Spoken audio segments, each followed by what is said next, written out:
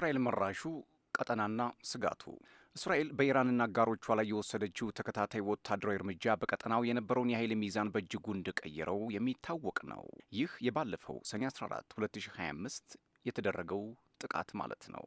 ይህ እርምጃም ሂዝቦላህን ሁቲንና ሐማስን በማዳከም ብቻ ሳይወሰን እስራኤል በቴክኖሎጂና በመረጃ የበለጸገ በግንባር የተፈተነ ባትል ሃርድንድ ወታደራዊ አቅም ባለቤት መሆኗንም ማረጋገጡ የሚታወስ ነው። ይህን የበላይነት ለማጠናከር እስራኤል ግዙፍ የህዝብ ብዛት ካላቸው ከህንድና ከኢትዮጵያ ጋር ስትራቴጂካዊ አጋርነት መመስረቷም ትልቅ ትርጉም አለው እየተባለ ነው። በተለይ በሶማሌላንድ በኩል የምታገኘው ወታደራዊና ስትራቴጂካዊ ይዞታ በቀይ ባህር መውጫ ጉሮሮ ወይንም ቼክፖይንት ላይ ተሰሚነት እንዲኖራትም ያደርጋታል። አሜሪካ ትኩረቷ ወደ ኤዥያ ስታደርግ እስራኤል በመካከለኛው ምስራቅና በቀይ ባህር አካባቢ የአሜሪካን የደህንነት ኃላፊነት ለመረከብ ብቁና ታማኒነት ያለው ኃይል ያደርጋታል። ይህ ሁኔታም እስራኤል የባህር ላይ ንግድ መስመሮችን ደህንነት ለመጠበቅና የተቃዋሚዎችን እንቅስቃሴ ለመግታት የራሷን ደንብና ሁኔታዎች እንድታወጣም ያስችላታል። ለኢትዮጵያ ያለው ስጋትስ ምን ይመስላል? ይሁን እንጂ ይህ የእስራኤልና የአጋሮቿ መጠናከር በሌላ በኩል ተቃራኒ ጎራዎች እንዲተባበሩ ግፊት እያደረገ ይገኛል። ቱርክ፣ ኳታር፣ ሳውዲ አረቢያም ግብጽና ፓኪስታን በይፋ ባይሆንም የጋራ ጥቅማቸውን ለማስጠበቅ ወደ አንድ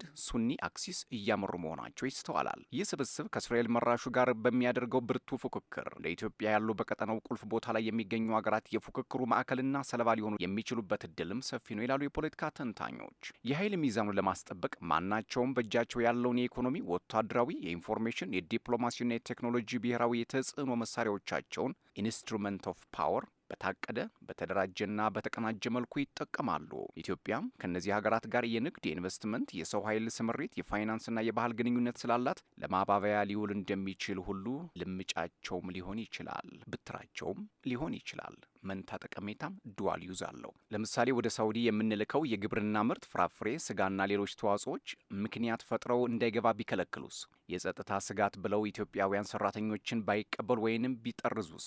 የጥምረቱ ሌሎች ሀገራት ተመሳሳይ እርምጃ ቢወስዱስ? ብሔራዊ ጥቅም፣ ደህንነትን፣ ኢኮኖሚያዊና ነጻነትን እንደሚያካትት ልብ ይሏል። ይህ እርምጃው ሶስቱንም ብሔራዊ ጥቅማችንን የሚጎዳ ይመስላል ይላሉ ተንታኙ። ሌላው መረጃ በ33 ሺህ ጫማ ላይ የጠፋው መንፈስ የአሜሪካው የ180 ሚሊዮን ዶላር የስለላ ድሮን በኢራን ሰማይ ላይ ተሰውሯል። ፍርስራሽም መልስም የለም፣ ዝምታ ብቻ። በፋርስ ባህረ ሰላጤ ላይ እስካሁን ከተሰሩት እጅግ የላቁ የስለላ ማሽኖች አንዱ ነው አሁን የጠፋ። በየካቲት 21 እስከ 22 የዩኤስ ባህር ኃይል ኤምኪው 4ሲ ፕሪቶን ሰማይን ለመቆጣጠር ታስቦ የተሰራ በከፍተኛ ከፍታ ላይ ለረዥም ጊዜ መቆየት የሚችል የስለላ ድሮን የአደጋ ምልክት ከላከ በኋላ ከኢራን በስተደቡብ ከራዳር እይታ ውጭ ሆኗል። የተረጋገጠ ፍርስራሽ የለም። የወደቀበት ቦታ አልታወቀም። ይፋዊ መግለጫም አልተሰጠም። ስልታዊ ጠቀሜታ ያለው ንብረት በነበረበት ቦታ ላይ ባዶነት ብቻ ሰፍኗል። አንድ ክፍሉ ከ150 ሚሊዮን ዶላር በላይ የሚያወጣ መርከቦችን፣ ሚሳይሎችንና የኤሌክትሮኒክስ ልቀቶችን በመላው ቀጠና መከታተል የሚችሉ ሴንሰሮችን የታጠቀ ድሮን ያለምንም ፍንጭ መጥፋቱ ተራ የቴክኒክ ብልሽት አይደለም። ይህ ስልታዊ ክስተት ነው። ደግሞ ውጥረቱ በነገሰበት ሰዓት መሆኑም አስፈሪ አድርጎታል። ከጥቂት ቀናት በፊት የአሜሪካ ጦር ወደ ዩኤስኤስ አብርሃም ሊንከን የጦር መርከብ እየተቃረበ የነበረውን የኢራን ሻሂድ 139 ድሮን መጥቶ ጥሎ ነበር። ቴህራን ይህንን እርምጃም እንደ ትንኮሳና ውርደት ልትቆጥረው ትችላለች። በዚያ ወዲህ ሲታይ የትሪቶን መጥፋት እንደ አደጋ ሳይሆን በዝምታ የተላለፈ መልእክት ይመስላል። ፍንዳታ የለም፣ ይፋዊ ኃላፊነት መውሰድ መግለጫ የለም፣ በቀን ብርሃን የተደረገ የጦርነት ትንኮሳም የለም። ተንታኞች እንደሚሉት መጀመሪያ ጣታቸውን የሚቀስሩት ወደ ኤሌክትሮኒክ ጦርነት ነው። ያለ ጥይት ጦርነት በሚካሄድበት የማይታይ የጦርነት አውድማ የላቁ የጃሚንግ ስርዓቶች የግንኙነት መስመሮችን ሊበጥሱ፣ የጂፒኤስ ምልክቶችን ሊያዘበራርቁ ወይንም የአሰሳ መቆጣጠሪያዎችን ሊጠልፉ ይችላሉ። ይህም የተራቀቀው ድሮን ወደ እውርና ተንሳፋፊ ይቀይሩታል። የቁጥጥር መስመሩ ከተቋረጠ በሺዎች የሚቆጠሩ ማይሎች ርቀው የሚገኙ ኦፕሬተሮች የድሮኑ መረጃ ሲዘበራረቅ ከመመልከት ውጭ ምንም ማድረግ አይችሉም። የበለጠ የተራቀቁ ኦፕሬሽኖች ደግሞ አውሮፕላኑ ሳይበር በሰላም እንዲያርፍ ሊያስገድዱትም ይችላሉ። ኢራን ለዚህ ልምድ አላት። በፈረንጆቹ 2011 የአሜሪካን አርኪው 170 ሴንቲኔል ድሮን ብዙም ሳይጎዳ መማረክ የቻለች ሲሆን በኋላም በይፋ ለእይታ አብቅታ ቴክኖሎጂውን ገልብጣ ሰርተዋለች። ኢራን በወቅቱ ድሮኑን መታ ከመጣል ይልቅ የአሰሳ ስርዓቱን በመጥለፍ እንደ ተቆጣጠረችው ተናግራለች። የምዕራባውያን ባለስልጣናትም ይህንን ፈጽሞ ሊያስተባብሉ ከቶ አልሆነላቸውም። በመቀጠልም በ2019 ኢራን በተመሳሳይ ቀጠና ይንቀሳቀስ የነበረውን የአሜሪካን ግሎባል ሃውክ ድሮን በይፋ አውድማለች። ያ ክስተት ሁለቱን ሀገራት ወደ ጦርነት አፋፍ አድርሷቸው እንደነበር የሚዘነጋ አይደለም። የአሁኑ የትሪተን መጥፋት በእነዚህ ሁለት ሁኔታዎች መካከል የሚገኝ አጠራጣሪ ክስተት ነው። የሚታይ ጥቃት አልተሰነዘረም፣ ነገር ግን አውሮፕላኑም አልተመለሰም። ይህ ደግሞ ድሮኑ ጨርሶ አልወደቀም የሚል አሳሳቢ እድልን ፈጥሯል። የኤሌክትሮኒክ ጦርነቱ ድሮኑ ከአገልግሎት ውጭ ካደረገውና የኢራን ጦር አውሮፕላኑን በእጁ ካስገባው የሚያገኘው የስለላ መረጃ እጅግ ከፍተኛ ሆኗል። ኤምኪው 4 ለዓመታት በምስጢር የበለጸጉ የላቁ ራዳሮችን፣ የሲግናል መረጃዎችን፣ የግንኙነት ስርዓቶችንና የሶፍትዌር መዋቅሮችን ይዟል። የዚህ ቴክኖሎጂ ከፊል መረጃ እንኳን ማግኘት የመከላከያ ስልቶችን ለማውጣት ወይንም ቴክኖሎጂውን ለመቅዳት ይረዳል። በተጨማሪም አሜሪካም ስልታዊ ንብረቶቿን ያለ ጥይት ልታጣ እንደምትችል ማሳያ በመሆኑ ለኢራን ትልቅ የሞራል ድል ነው። አንዳንድ ተንታኞች የውጭ ሀገራት ድጋፍ ሊኖር እንደሚችል ይገምታሉ። የሩሲያና የቻይና ኤሌክትሮኒክ ጦርነት ቴክኖሎጂዎች በፍጥነት እያደጉ ሲሆን ሁለቱም ሀገራት ከቴህራን ጋር የመከላከያ ግንኙነት አላቸው። በቀጥታ ድጋፍ፣ በቴክኖሎጂ ሽግግር ወይንም በጋራ ልማት የኢራን የኤሌክትሮኒክ ጦርነት አቅም ከዛሬ 10 ዓመት በፊት ከነበረው እጅጉን በርትቶ የላቀ ነው። ሆኖም እጅግ አስገራሚው ዝርዝር ድሮኑ እንዴት እንደጠፋ ሳይሆን ዋሽንግተን ምን እንደተፈጠረ መናገር አለመቻሏ ወይንም አለመፈለጓ ነው። የተመታ ስለመሆኑ ማረጋገጫ የለም። የመውደቁም ማረጋገጫ የለም። በእጅ ስለመግባቱም የተሰጠ ማስተባበያ የለም። ሚስጥር የሚል ቃል ብቻ።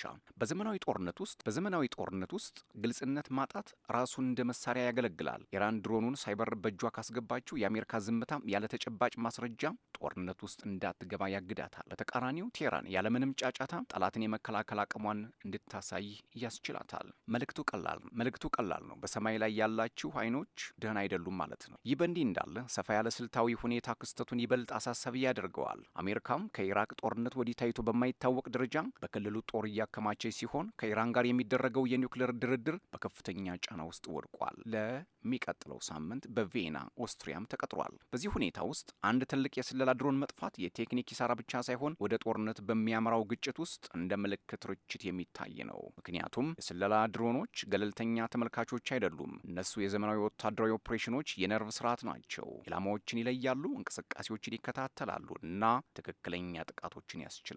እነሱን ከሰወራችሁ የጠላትን እርምጃ የመውሰድ አቅም ታዳክማላችሁ ይላሉ ተንታኞቹ። ትሪተን ድሮን አሁን በባህረ ሰላጤው ጥልቅ ውስጥ ይሁን በበረሃው ላይ ተበታትኖ ይሁን ወይንም በኢንጂነሮች እጅ እየተበታተነ ይሁን አንድ እውነት ግን ይቀራል። ሁሉንም ነገር እንዲከታተል የተሰራው ማሽን ራሱ ተከታትለውት ኢላማ አድርገውትና አጥፍተውታል። የአየር ላይ ፍልሚያ የለም፣ የሚሳኤል ጭስ የለም፣ አስገራሚ ምስልም የለም። ዝምታ የሰፈነበት መጥፋት ብቻ። የስትራቴጂ ባለሙያዎችን እንቅልፍ የሚነሳም አይነት ጦርነት ከቦምብ ይልቅ በአልጎሪዝም በሴንሰሮችና በኤሌክትሮማግኔቲክ ሞገዶች በሚካሄዱበት ዘመን እጅግ አደገኛ ድሎች ማንም የማይናገርላቸው ናቸው። ምክንያቱም የአንድ ልዕለ ሀያል ሀገር አይኖች ሲጨልሙ ሌላው ሰው እንዴት ማየት እንዳለበት እየተማረ ነው ይላሉ ተንታኝ። ሌላው ቻይና ለኢራን ስውር የጦር አውሮፕላኖችን የሚከሽፍበት ቴክኖሎጂ በድብቅ እያስታጠቀች መሆኑም ተሰምቷል። የአሜሪካን ስውር ስቲልዝ የጦር አውሮፕላኖችና የስለላ መረቦችን ማክሸፍ የሚያስችል እጅግ ዘመናዊ ቴክኖሎጂ ቻይና ለኢራን በድብቅ እየሰጠች ነው። ቤጂንግ በተለይም እንደ ኤፍ-35 እና ቢ2 ቦምብ ጣይ አውሮፕላኖች ከረዥም ርቀት አነፍንፎ መከታተል የሚችለውን YLC-8B የተሰኘውን የራዳር ሲስተም ለቴህራን እየሰጠች እንደሚገኝ መረጃዎች አመላክተዋል።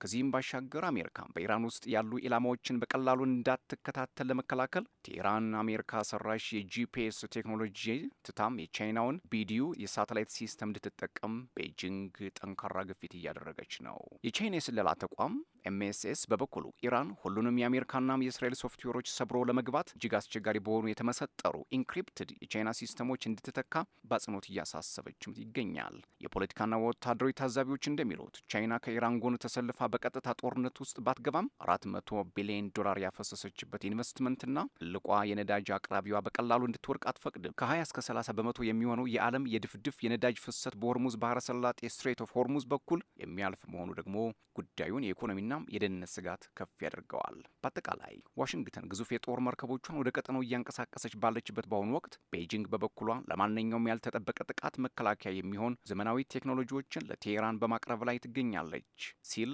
ዘክራድል መረጃውን አስነብቧል። ሰብስክራይብ፣ ላይክ፣ ሼር፣ ኮሜንት እያደረጋችሁ ቤተሰብ ሁኑ። ሰላም።